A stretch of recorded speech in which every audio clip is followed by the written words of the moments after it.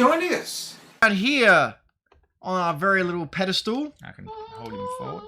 is, I believe, the very first Sega Megadrive, the PAL version, to be here in Australia. Not a Genesis. Not a Genesis. PAL A version. PAL, the Megadrive. Dan, you got to play with this a little bit. What were your thoughts on it? So yeah, I got to play around with him a little bit today. So first up, I noticed there is, as you can see here, there is an on and off switch, which on and offs it. Oh, good. There is a little fake dial that moves for your the old headphone jack, and there is also a reset button. So that is good. This little thing is amazing. It looks exactly like it, which they all kind of do. Yep. It has a little what do they call it? The little. What are we looking at here? So we're looking at the the controllers, ports. as you can see here.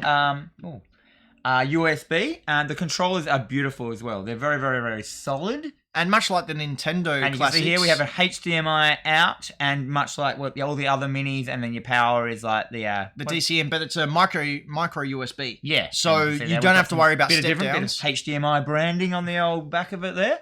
You don't have to worry about step downs or anything. If you get one of these from Japan, if you get one of these, and Japan has some exclusive games on it as well. Yep. And we have the working game slot, which goes. I think you can see me blowing it there. That's my chin. Not another part of my body. That was us blowing it earlier with all the audio stuff. And then next we'll talk about the controller. The controller is a beautiful version of the original. You were ramping on about this controller. Oh, dude, it's heavy. You can swing it around and hurt someone with it. Oh, brilliant. Your brother. The buttons are really clicky and solid. It feels like, the old one was a bit tinny. Right. You got a nice solid start button there, and you've got a very upgraded D-pad. Is that what they're called? D-pad? Yeah, D-pad.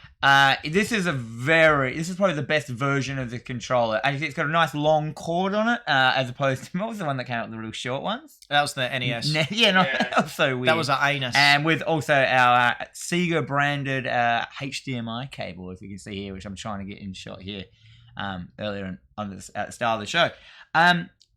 This is very good. It has 50 games on it. Yeah. 52, 50. I'll go through some of them here. Alicia Dragoon. I have no idea what that is. But it was the first one. It's still in alphabetical order. No, they do have some really cool ones. There's Castle of Illusion with Mickey Mouse. There's Castlevania Bloodlines. Comic Zone. Columns.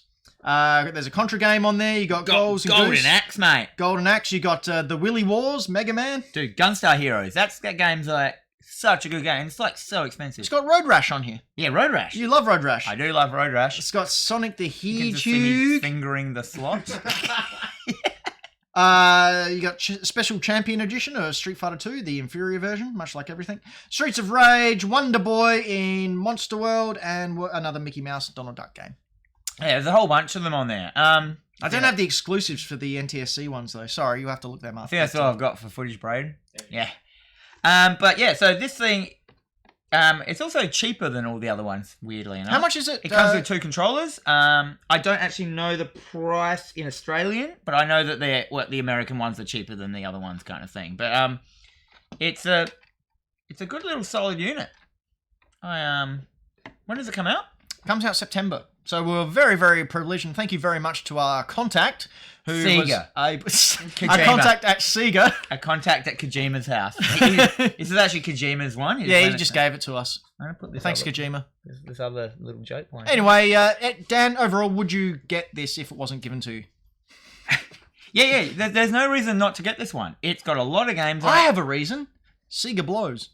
But they're all good Sega games. It is, they are jumping on the bandwagon. Oh, well, you have to. But why wouldn't you? Why wouldn't you? Why wouldn't you just bring out small, inferior versions of your original consoles?